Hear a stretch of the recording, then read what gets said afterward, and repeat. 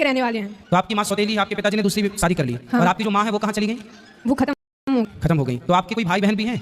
बड़ी बहन। तो वो आपकी माँ की बेटी थी, मतलब आपकी सगी बहन थी वो। हाँ। उनकी शादी हो गई। तो आपके पिताजी ने दूसरा विवाह कब कर लिया? तब आप कितने बड़े थे? लगभग 5 साल के थे। तो आपको किस तरह से परेशान करती हैं सौतेली माँ? कहीं उनने बहुत कोशिश की हमें मारने की। हम इंटर तक, आज हमने इंटर के पेपर दिए हैं इस साल, मगर हमें मरना नहीं, इसलिए उन लोगों ने बहुत कोशिश की। कैसे मारने की कोशिश की? कहीं कुछ खाने में जहर मिलाया, कहीं तो जहर मिलाया तो मरना चाहती हैं आप? मगर हमने खाया नहीं। हमें बहुत से लोगों ने उन्हें देखा है, उन्हें बताया, इसलिए हमने खाया नहीं। तो हम अच्छा, जहर था भोजन में पर आपने नहीं किया? नहीं। चलिए फिर 25 तारीख को लोगों ने हमें मारा, पीटा। और किसने मारा? मम्मी ने और पापा ने। पापा ने भी मारा? हाँ। फिर उन लोगों ने हमें घर से बाहर निकाल दिया। क्या बोल दिया? बोल रहे थे कि अब हम आपको घर में नहीं रखेंगे, चाहे जहाँ जाओ। फिर आप कहाँ गए? फिर हम उरई आए। उरई में कौन था?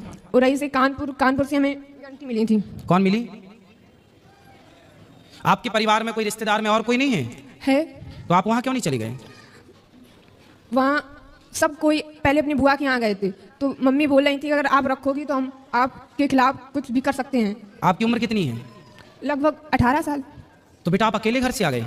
हाँ। तो बेटा आप अकेले नहीं आना चाहिए, चलो, लेकिन आपके साथ तो गलत हुआ। आपके माँ बाप ने आपको मारा, सौतेली माँ ने अत्याचार किया, वो सब अपनी जगह अलग विषय है। पर आप आए हो, आपको कोई रास्ते में पकड़ लेता, कुछ आपके साथ गलत होता, फिर इसलिए आपको सावधान भी रहना चाहिए। वैसे आपने जब आप आए तो आपको रास्ते में कोई दिक्कत तो नहीं हुई? नहीं।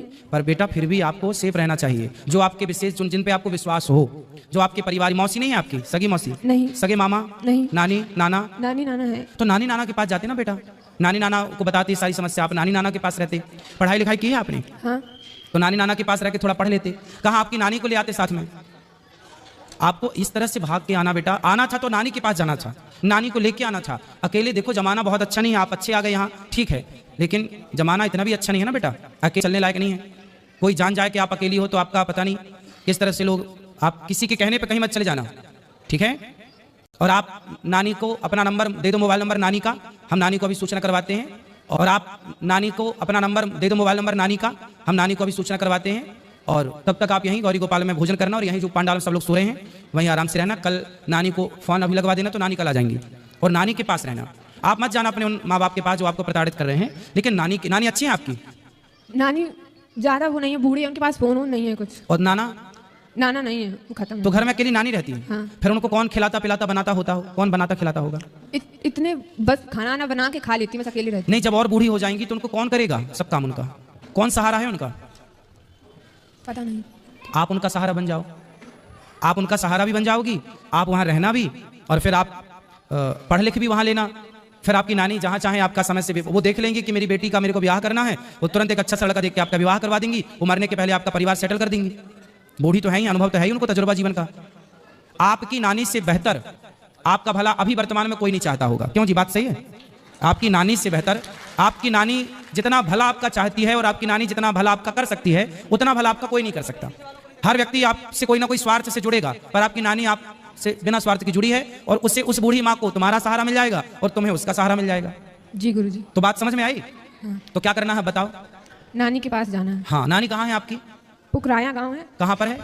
कानपुर देहात, पुकराया। कानपुर के पास? अच्छा, हम आपको कानपुर की बस में बिठा देंगे तो आप कानपुर से फिर अपनी नानी घर चली जाओगी? नहीं, कानपुर देहात, पुकराया गाँव है। अच्छा, तो आप चली जाओगी ना कानपुर से फिर वहाँ? हाँ। आपको सब पता है ना?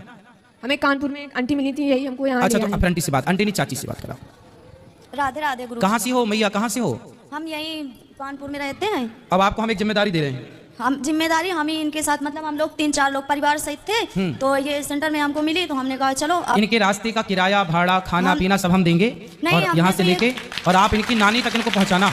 नहीं, हम इनसे बोल रहे थे कि अगर आपके यहाँ कोई खास लोग हो तो बताइए, हम तुमको घर तक उनके छोड़ के आएंगे आप, लेकिन ये तो बताइए, हम पति पत्नी रहते हैं किराए के मकान से। सुनो, अगर आप ठीक है, आपने रास्ते में इनकी हेल्प कर दी, मिल गई, बहुत अच्छा। अभी आप ना रात को इनको यहाँ गौरी गोपाल में भोजन कराना। आपने रूम लिया है? कहाँ रुके हो रात, नाइट कहाँ है? नहीं, अभी तो जा रहे थे, आज वहाँ से घर जा रहे थे कानपुर। तो आज रात को निकलोगे? हाँ। काय से?